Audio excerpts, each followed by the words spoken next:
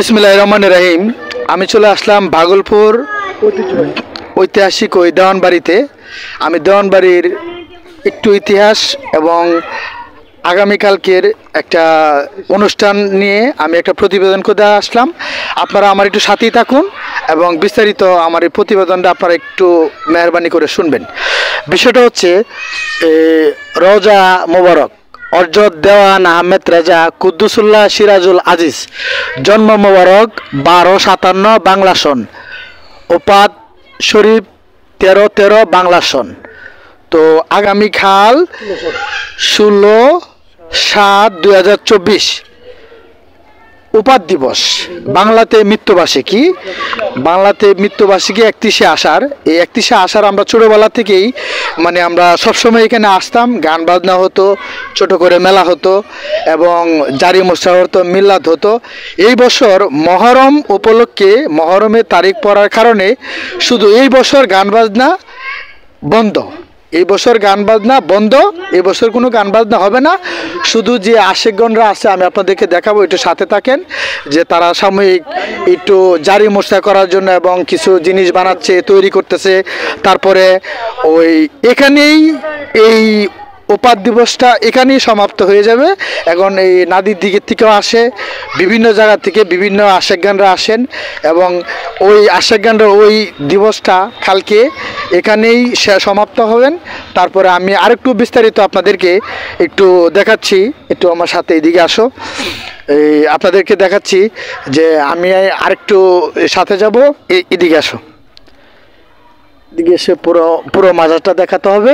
তবে প্রিয় দর্শক, আপনাদেরকে এখানে ওয়েদারটা ভালো, আপনাদেরকে সকলকেই দাওয়াত রইল। আবারও আমি বলতেছি যে ভাগলপুর ঐতিহাসিক দেওয়ানবাড়িতে যেটা প্রতি বাৎসরিক উরস মুবারক হয়, আমরা চলে আসি।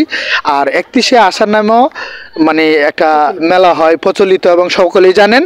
আমি আপনাদেরকে দাওয়াতটা দেওয়ার জন্য আমি এই প্রতিবেদনটা তৈরি করলাম। বিস্তারিত আমার এই প্রতিবেদনে আরেকটু থাকছে, আপনারা শেষ পর্যন্ত আমার একটু সাথেই থাকেন। প্রিয় দর্শক, আমি যেটা বলছিলাম যে বিস্তারিত আমার প্রতিবেদনে থাকছে। এখান থেকে হচ্ছে আসনঘর, আসনঘর লেখা আছে অলরেডি, আসনঘর শুরু হয়ে গেছে এবং আসনঘরে অলরেডি কাজকাম চলতেছে এবং আসনঘরগুলো সাজানো হচ্ছে এই 31শে আষাঢ় উপলক্ষে এবং এই উপাত দিবস উপলক্ষে বাংলাতে মৃত্যুবার্ষিকী। এই যে আসনঘরগুলো আমি দেখাচ্ছি, এখানে যে কাজ করছে এবং আশেকগণ এই যে সামনে কাজ করতেছে, এটাও আমি আপনাদেরকে তুলে ধরছি। আর এখান পর্যন্তই আরও কাজ অলরেডি চলতেছে, চলমান, আজকের ভিতরে শেষ হয়ে যাবে। কালকে আবার এখানে ইনশাল্লাহ এই আসনঘর থেকে নিয়ে আর এই দেওয়ানবাড়ি নিয়ে এখানে ওই উপাত দিবস সমাপ্তি হবে এবং পবিত্র 31শে আষাঢ়। এবং আবারও আমি বলতেছি যে প্রতি বছরই গান বাজনা হয়, যে এই বছর গান বাজনা হবে না। সামনে আসো, আমি একটু দেখাচ্ছি, ওনারা কাজ করতেছে। এই যে এখানে অলরেডি কাজটা অর্ধেক হয়ে গেছে এবং অলরেডি কাজটা আজকে শেষ হয়ে যাবে। আর এখানে আরেকটা ওই সুন্দর একটা মোকাম বানানো হয়েছে, আরও মনে হয় বিভিন্ন কালার, বিভিন্ন ডিজাইন করবে, খুব সুন্দর মনোরম পরিবেশ। আর এখানে আমাদের বড় ভাইরা, কাকারা কাজ করতেছেন। এটাকে কি বলা হয় কাকা, আমি এটার নামটা একটু জানি না। এটা হলো তাজিয়া। এটা তাজিয়া বানানো হচ্ছে। এটা আপনার নামটা কাকা? আমার নাম মোহাম্মদ আলাউদ্দিন। একটু কাছে আসো, মোহাম্মদ আলাউদ্দিন। আপনারা সকলে এখানে কাজ করতেছেন। আর কালকে এখানেই মনে হয় এই যে উপাত দিবস এবং জারি মোসরা। এই বছর গান বাজনাটা বদ্ধ, বদ্ধ। আবার টুকটাক এই দোকান টোকানো হয়